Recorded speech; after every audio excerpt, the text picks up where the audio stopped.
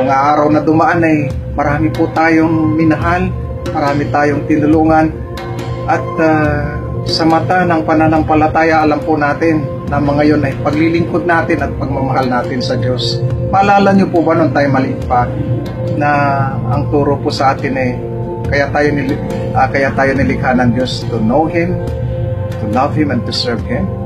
Ngayon, we know through the eyes of faith, isang karangalan ang maglingkod sa Diyos.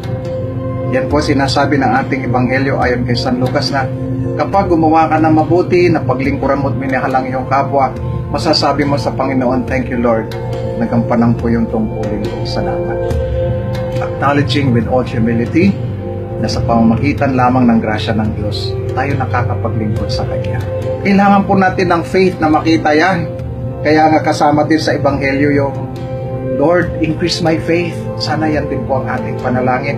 Increase my faith so that I will be able to know you more, love you more, and serve you more sa mga araw-araw kong gawain at sa pamamagitan ng mga taong minamahal ko at pinaglilingkuran. Patuloy po tayong magnilay sa salita ng Diyos. Patuloy po tayong manalangin at manalig tayo sa